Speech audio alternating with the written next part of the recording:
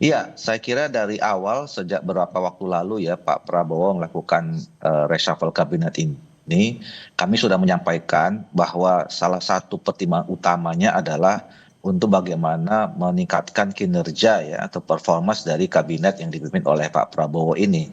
Jadi pasti selama ini Pak Prabowo sudah punya raport ya, punya penilaian terhadap semua jajaran-jajaran menterinya gitu ya, mana Hmm. yang perlu, mana yang kemudian perlu dipertahankan, mana yang perlu dievaluasi dan kemudian diganti, itu pasti sudah ada dalam pertimbangan Pak Prabowo.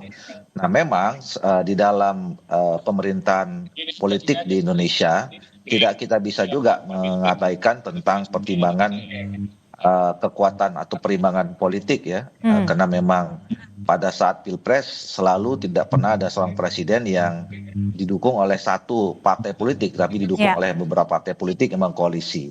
Hmm. Nah, dan itu memang sudah ditunjukkan dalam wajah kabinet dalam periode ini. Di awal ada beberapa jabatan atau posisi menteri yang diisi oleh partai-partai politik. Nah, kami di Partai Golkar selama ini sudah diberi kepercayaan kepada Pak Bowo sebagai presiden. Ada 8 pos kementerian ya Ya. yang diisi oleh kader-kader yang berasal dari Partai Golkar. Nah, tentu itu juga tetap pada pertimbangan kinerja yang paling utama. Nah, kemarin pada reshuffle sebelum ini itu ada satu pos kementerian yang selama ini yaitu di Menpora ya, dijabat oleh Saudara Adi Mhm. Ya. Dito. Itu kemudian diganti. Dan kalau kita bicara tentang komposisi jumlah perimbangan, nah kader Partai Golkar ada Pak Mukhtarudin yang kemudian diberi kepercayaan Di sebagai P2M ini. Menteri Jadi artinya Partai Golkar tidak P2M. masalah karena sudah terakomodir seperti itu dengan 8 kursi menteri di Kabinet Merah Putih? Ya tentu tidak ada masalah karena sekali lagi semua kita sama-sama paham bahwa apa namanya penyusunan kabinet atau pergantian kabinet segala macam itu Mhm. adalah hak prerogatifnya seorang presiden. Tentu kita Oke. harus hormati dan terima apapun keputusan dari presiden itu. Oke. Ya, saya kira saya pernah juga menyampaikan reshuffle kali ini ketemu tiga hal dalam satu momentum ya. Yang pertama adalah apa namanya, tentu saya katakan tadi ini tidak ujuk-ujuk ya, sudah dipersiapkan. Saya kira dalam 10-11 bulan terakhir ini pasti Pak Prabowo juga sudah punya penilaian terhadap menterinya masing-masing gitu. Mhm. Mhm. Nah, yang kedua adalah tidak bisa juga dipungkiri, saya kira peristiwa kemarin adanya dinamika ya, adanya penyampaian aspirasi oleh masyarakat dan adik-adik mahasiswa yang kemudian banyak menuntut menyampaikan tuntutan ya 17/8 itu. Nah, itu saya kira juga menjadi pertimbangan. Nah, yang ketiga adalah bahwa seperti janjinya atau pernah yang disampaikan oleh Pak Presiden, sebetulnya kan tahun kedua tentu harus ada peningkatan kualitas kerja atau kinerja yang harus disiapkan oleh pemerintahan ini Mhm. di bawah kepemimpinan Pak Presiden. Itu kan tinggal 1 bulan lagi. Jadi sebetulnya ini persiapan untuk memasuki tahun kedua. Ya. Setelah 1 tahun pertama ini tentu ada capaian-capaian yang sudah diraih, tetapi juga mungkin ada juga PR-PR yang harus diselesaikan dengan peningkatan kinerja itu. Nah, apalagi kemarin kan juga sekaligus ada juga ketemu momentum Ya. lahirnya undang-undang tentang haji ya, yang merekomendasikan adanya Kementerian Haji dan Umroh sebagai Mhm. kementerian baru. Nah, itu juga saya kira menjadi salah satu momentum kenapa ini diambil reshuffle itu. Oke. Ya, pasti bahwa seperti yang saya katakan tadi, penyusunan kabinet ini kan tentu dari awal itu melibatkan unsur partai politik. Mhm. Dan tentu komunikasi yang dilakukan itu melalui ketua-ketua partai politiknya.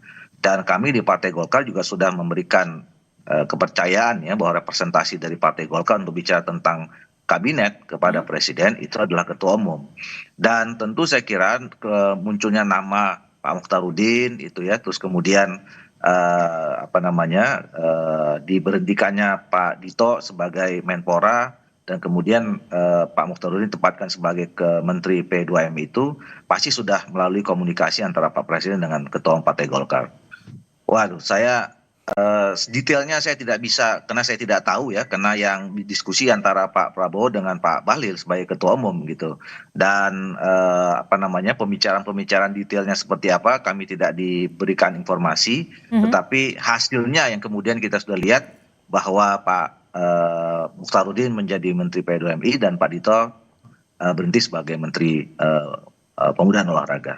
Oke, artinya apakah ini bagian dari kompromi dalam tanda kutip Golkar mengisi posisi P2MI sementara kursi Menpora yang sebelumnya diisi oleh Golkar tidak lagi diisi oleh Partai Golkar? Ya tadi seperti yang saya katakan, tentu saya kira kan itu berbasis pada penilaian terhadap kinerja dari masing-masing pos menteri ya. Ketika misalnya ada evaluasi pada kementerian tertentu yang diisi oleh kader partai tertentu, saya kira itu pasti akan dikomunikasikan. Nah, ketika kemarin misalnya Pak Dito termasuk yang di dalam penilaian harus kemudian diganti ya, pasti dan Pak Dito adalah kader Golkar, pasti Pak Prabowo sebagai presiden, sebagai juga pimpinan koalisi, pasti menyampaikan kepada Pak Bahlil sebagai ketua umum, dan kemudian ada pembicaraan-pembicaraan lebih lanjut ketika dalam mengisi pada posisi-posisi lainnya di dalam pergantian kabinet ini.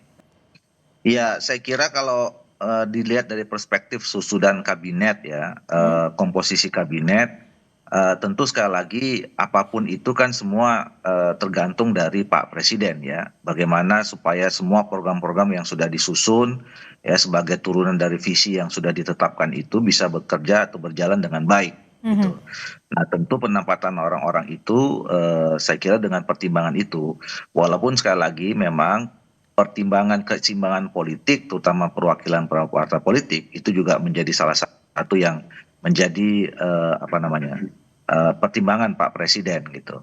Nah, kalau dari perspektif kami, saya kira sejauh ini apa namanya, konsolidasi politik ya yang dilakukan oleh Pak Presiden, baik yang ada di DPR maupun kemudian di kabinet, ya itu sejauh ini menunjukkan adanya ya stabilitas politik yang cukup kuat ya untuk menjalankan program-program itu.